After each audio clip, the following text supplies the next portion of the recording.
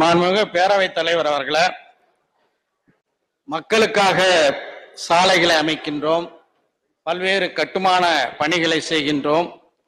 எதிர்கால தலைமுறைக்கு இந்த உலகை நாம் தூய்மையானதாக அளிப்பதற்கு நாம் அனைவரும் கடமைப்பட்டிருக்கின்றோம்.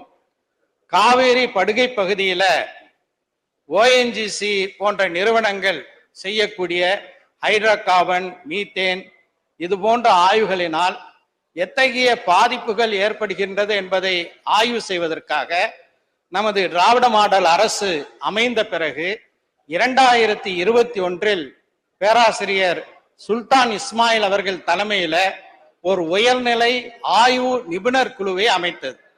இந்த நிபுணர் குழு தன்னுடைய அறிக்கையை அரசுக்கு சமர்ப்பித்ததா, அந்த அறிக்கை மக்களுக்கு இந்த சபையிலே அளிக்கப்படுமா என்று உங்கள் வாயிலாக மாண்புமிகு அமைச்சரை வினவ விரும்புகிறேன். மாண்புமிகு அமைச்சர். மாண்புமிகு பேரவைத் தலைவர் அவர்களே, மாண்புமிகு தமிழ்நாடு முதலமைச்சர் அவர்கள் ஆட்சி பொறுப்பேற்றதற்கு பிறகு டெல்டா மாவட்டங்களில் பாதுகாக்கப்பட்ட மண்டலமாக இருக்கின்ற அந்த பகுதியை கண்ணை இமை பாதுகாப்பது போல் பாதுகாப்பேன் என்ற உறுதியை தந்தார்.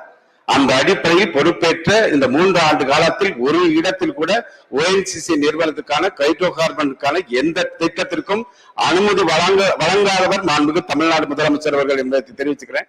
அண்மையில் பேராசிரியர் ஜெயராமன் என்பவர் சந்தித்தார். அவர் அவர்கிட்ட கேட்டாங்களா எல்லாரும், நிறைய கடந்த காலத்துல போராட்டம் நடக்குமே, மீத்தேன், ஹைட்ரோ கார்பன் போன்ற திட்டங்களுக்காக இப்ப இல்லை என்று கேட்டபொழுது அந்த பேராசிரியர் மாண்புமிகு தமிழ்நாடு முதலமைச்சர் அவர்களே தமிழ்நாடு முழுவதையும் பாதுகாக்கின்ற வகையில் எங்களுக்கு அதற்கான தேவையில்லை என்று அறிவித்திருக்கிறார்கள்.